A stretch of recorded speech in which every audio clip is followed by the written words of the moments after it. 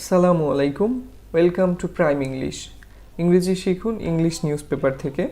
আজকে আমাদের ডেইলি স্টারের একটি এডিটোরিয়াল পেজ নিয়েছি।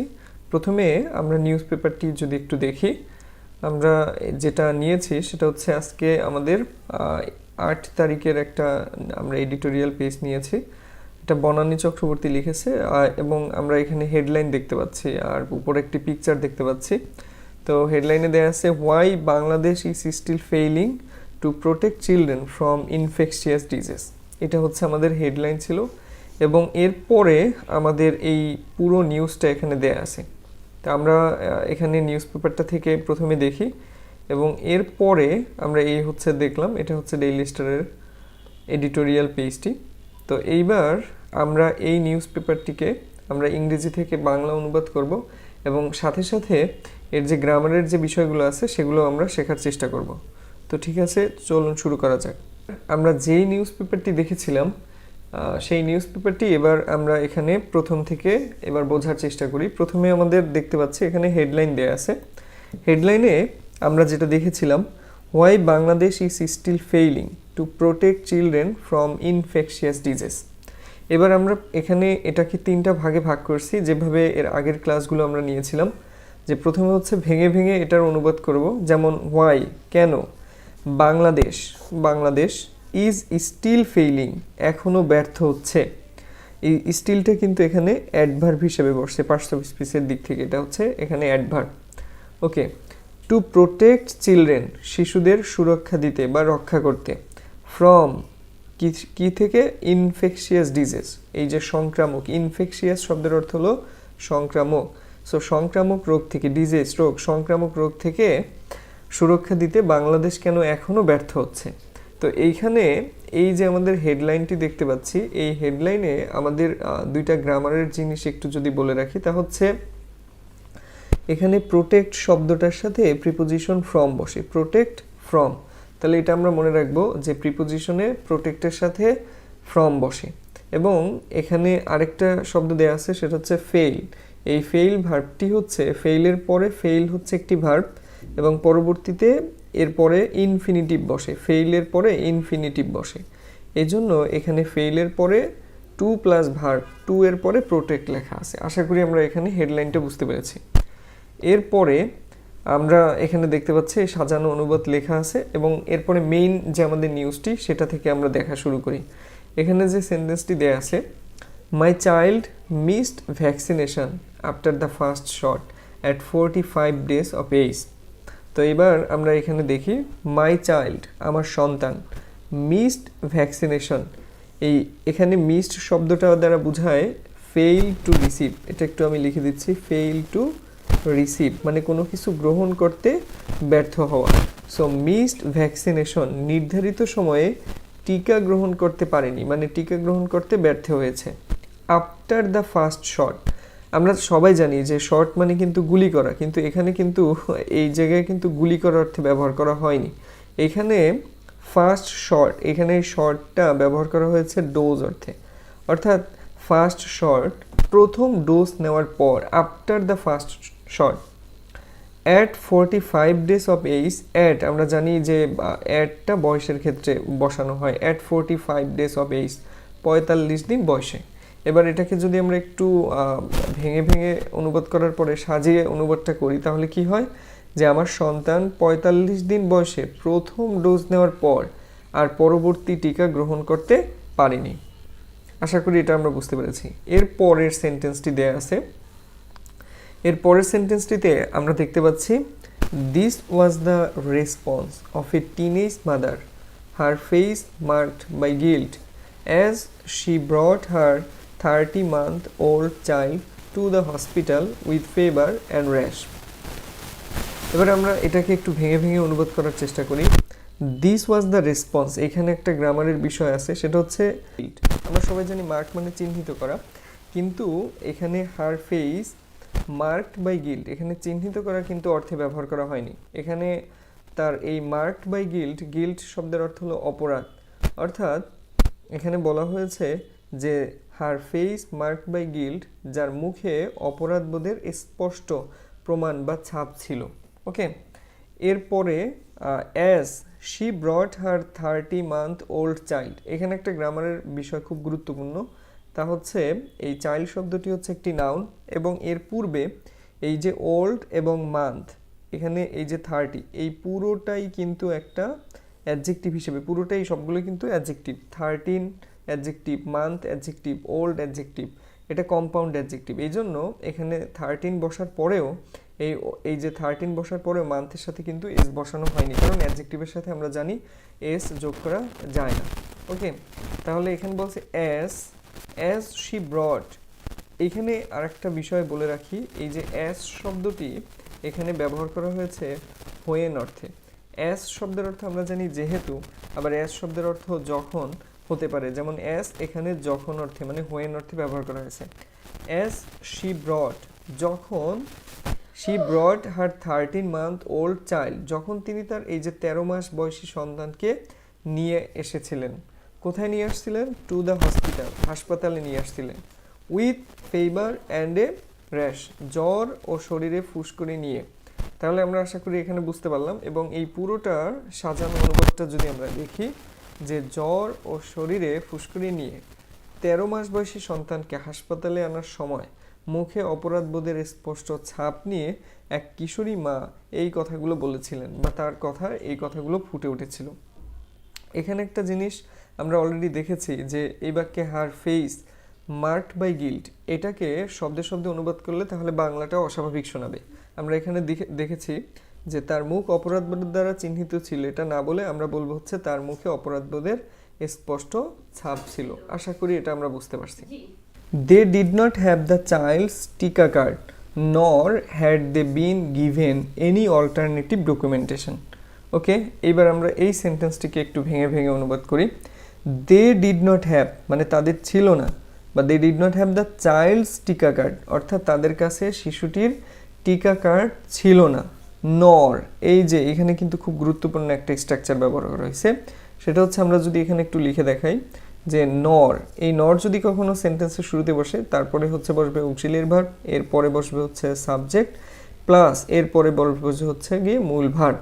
এটাকে আমরা ইংরেজিতে এটাকে বলা হয় ইনভার্সন, এটাকে ইনভার্সন ব্যবহার করা হয়েছে, inversion.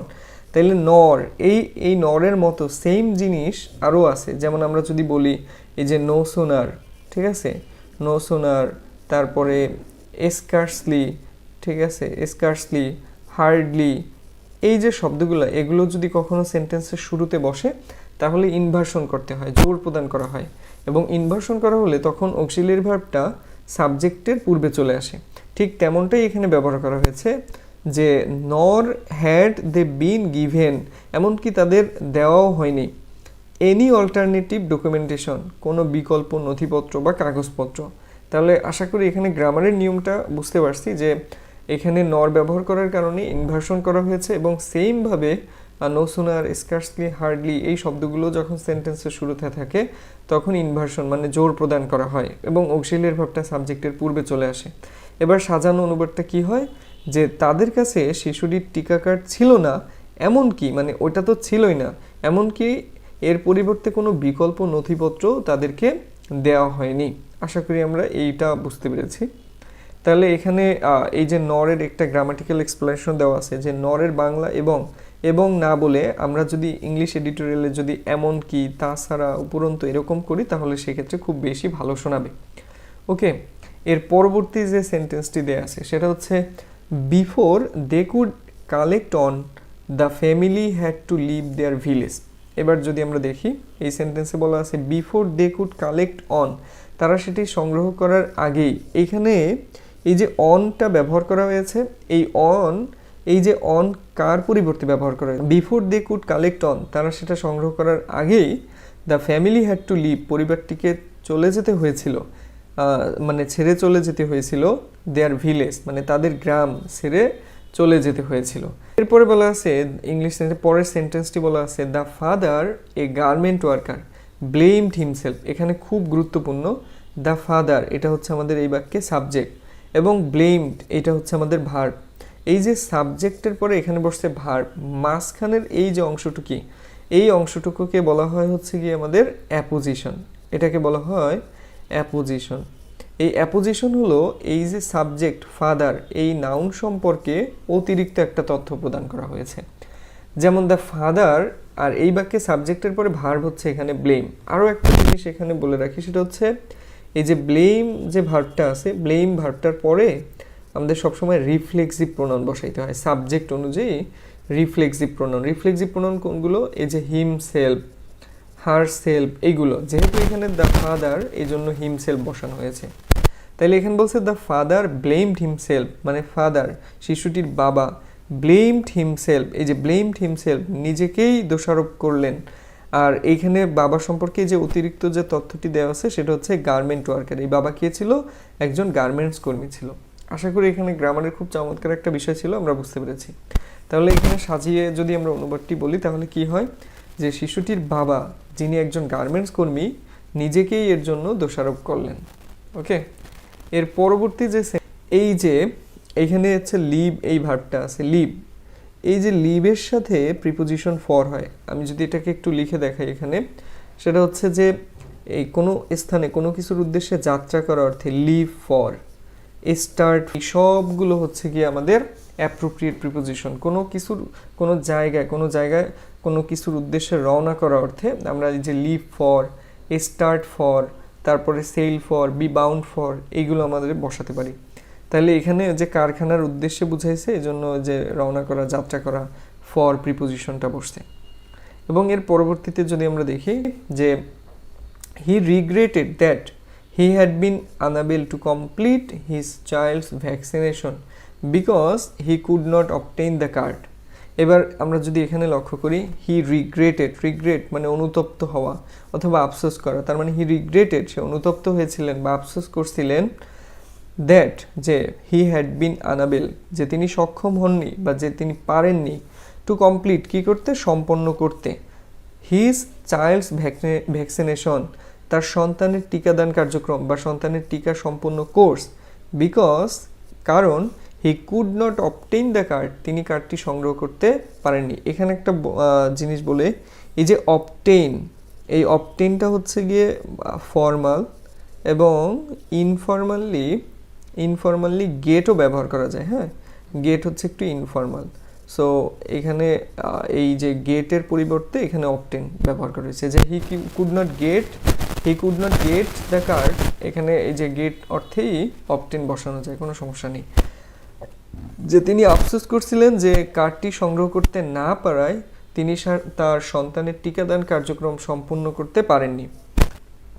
Now the family fears that their baby may have contracted measles. এবার আমরা খুব চমৎকারভাবে একটা বিষয় খেয়াল করি, এই যে নাও মানে এখন, তবে এখানে এই নাও শুধুমাত্র সময় বোঝাচ্ছে না। এখানে বলা আছে যে নাও শব্দটা এটা বর্তমান পরিস্থিতি বা বর্তমান উদ্বেগটাকেই তুলে ধরছে। তাইলে সেক্ষেত্রে যে বর্তমান সময়ের যে পরিস্থিতিটাকে বোঝানোর জন্য শুধু নাও শব্দটা ব্যবহার করা হয়েছে। দ্য ফ্যামিলি ফিয়ার্স, পরিবারটি আশঙ্কা করছে যে দ্যাট দেয়ার বেবি, যে তাদের শিশুটি মে হ্যাভ কন্ট্রাক্টেড মিসেলস, হয়তো হামে আক্রান্ত হয়েছে। এখন আমরা যদি একটু লক্ষ্য করি পুরো অর্থটা কি হয়, এখন পরিবারটি আশঙ্কা করছে যে তাদের শিশুটি হয়তো হামে আক্রান্ত হয়েছে। এইখানে আমরা একটা খুব চমৎকার বিষয় শিখতে পারবো, তা হচ্ছে কন্ট্রাক্টেড মানে হচ্ছে গিয়ে আমরা জানি কন্ট্রাক্ট মানে চুক্তি, তবে এই কন্ট্রাক্ট শব্দটা যদি নাউন হিসেবে বসে তখন এর অর্থ হলো চুক্তি। আবার কন্ট্রাক্ট দেখি আমরা এখানে, দেখেন হ্যাভ কন্ট্রাক্টেড, এটা কিন্তু ভার্বের 3 নম্বর ফর্ম হিসেবে বসে। তাইলে এটা যেহেতু ভার্ব এবং এই কন্ট্রাক্ট শব্দটা ভার্ব অর্থে যখন বসে তখন এর অর্থ মানে আক্রান্ত হওয়া, তার মানে এখানে বলছে রোগে আক্রান্ত হওয়া অর্থে এখানে ব্যবহার করা হয়েছে। এই জন্য এখানে অর্থটা করা হয়েছে এভাবে যে এখন পরিবারটি আশঙ্কা করছে যে তাদের শিশুটি হয়তো হাম রোগে আক্রান্ত হয়েছে। অফ প্লাস এরপরে হচ্ছে গিয়ে নাউন যেটা থাকবে, নাউন প্লুরাল হবে। হ্যাঁ, নাউন প্লুরাল, কিন্তু ভার্ব যেটা সেটা হবে সিঙ্গুলার। তাহলে অন অফের পরে নাউন প্লুরাল, কিন্তু ভার্বটা কি হবে? সিঙ্গুলার। ওকে, তো এখানে বলছে this is just on of countless stories, this is just on, এটা অসংখ্য ঘটনার মধ্যে মাত্র একটা, কাউন্টলেস স্টোরিজ অগণিত গল্প বা ঘটনা, দ্যাট লিঙ্গার, এই যে লিঙ্গার শব্দটা মানে লিঙ্গার শব্দটা ব্যবহার করা হয় হচ্ছে গিয়ে দীর্ঘদিন ধরে কোনো কিছু স্থায়ী হওয়া যা রয়ে যায়। তাহলে that linger in hospital corridors, যেটা হাসপাতালের করিডোরে, অর্থাৎ এই পুরো বাক্যটাকে যদি আমরা একটু সাজিয়ে বলি তাহলে কি হয়, যেটি হাসপাতালের করিডোরে রয়ে যাওয়া অগণিত ঘটনার মধ্যে মাত্র একটা। অনেকগুলো ঘটনা হাসপাতালের করিডোরে ঘটে, তার মধ্যে একটি। এখানে একটা জিনিস বলে রাখি, সেটা হচ্ছে যে এই যে গিলটি শব্দটা আছে, গিলটির সাথে যদি কখনো খালি ঘর থাকে এবং এরপরে প্রিপোজিশন বসবে হচ্ছে অফ, গিলটি অফ। ওকে, এটা আপনারা মনে রাখবেন, গিলটি অফ বসে। এবং এর পরবর্তী যে সেন্টেন্সটি দেওয়া আছে সেটা হচ্ছে can vaccination alone save children from infectious disease. এখানে এই যে সেভ ভার্বটি আছে, এই সেভের সাথেও ফ্রম বসে preposition.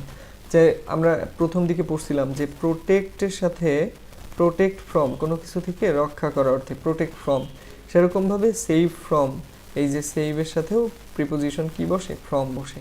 Save from, protect from. Okay, তাহলে এখানে বলছে ক্যান ভ্যাকসিনেশন অ্যালোন, শুধুমাত্র টিকাদান কি সেভ চিলড্রেন, শিশুদেরকে রক্ষা করতে পারে, ফ্রম ইনফেকশিয়াস ডিজিজ, এই যে সংক্রামক রোগ থেকে। তাহলে পুরো সাজিয়ে যদি বলি যে শুধুমাত্র টিকাদানই কি শিশুদের সংক্রামক রোগ থেকে রক্ষা করতে পারে। এরপরে পরবর্তী যে সেন্টেন্সটি দেওয়া আছে সেটা হচ্ছে who should play the central role in protecting a child. এখানে একটা গুরুত্বপূর্ণ বিষয় আমরা যদি একটু লক্ষ্য করি, এই যে হু শুড প্লে, কার পালন করা উচিত, কার ভূমিকা রাখা উচিত, আমরা নিচের দিকে দেখতে পাবো যে প্লে অর্থ খেলা, তবে প্লে অর্থ এখানে কিন্তু খেলা করা না। এখানে প্লে অর্থ দেওয়া কি, প্লে এ রোল, এটা একটা fixed collocation. Play a role মানে ভূমিকা পালন করা। যেমন এখানে বলছে who should play the central role, মানে কার পালন করা উচিত, এই যে মুখ্য ভূমিকা, দ্য সেন্ট্রাল রোল মানে মুখ্য ভূমিকা বা প্রধান ভূমিকা। তাইলে ইন প্রোটেক্টিং এ চাইল্ড, একটা শিশুকে সুরক্ষা দেওয়ার ক্ষেত্রে, তাহলে পুরো বাক্যটার অর্থটা যদি বলি যে একটি শিশুকে সুরক্ষা দেওয়ার ক্ষেত্রে মুখ্য ভূমিকা কার পালন করা উচিত, তাহলে হু শুড প্লে, এই প্লে মানে কিন্তু এখানে পালন করা, দ্য সেন্ট্রাল রোল মানে মুখ্য ভূমিকা। ঠিক আছে, এই যে এখানে আশা করি কনটেক্সচুয়াল মিনিং বুঝতে পারলে তাহলে সেক্ষেত্রে অনুবাদগুলো আমাদেরকে খুব সহজেই আমরা বুঝতে পারবো। এবং এর ভিতরের যে গ্রামাটিক্যাল পয়েন্টগুলো ছিল এবং আমরা কিছু শব্দ শিখেছি, প্রিপোজিশন শেখার চেষ্টা করেছি। আশা করি এভাবে আপনি যদি প্রতিদিন ইংরেজি নিউজ পেপার থেকে এভাবে ট্রান্সলেশন করেন এবং ভিতরের বিষয়গুলোকে বোঝার চেষ্টা করেন, আশা করি আপনার ইংরেজিতে কোনো সমস্যা থাকবে না। তো আজকে এই পর্যন্তই, এবং পরবর্তীতে আমরা পরবর্তী আরেকটি ডেইলি স্টার বা অন্য কোনো নিউজ পেপার থেকে আমরা এভাবে নিউজ পেপারে ট্রান্সলেশন করব এবং গ্রামারের বিষয়গুলো বোঝার চেষ্টা করব। তো আজকে এই পর্যন্তই, সবাই ভালো থাকুন, সুস্থ থাকুন, আসসালামু আলাইকুম।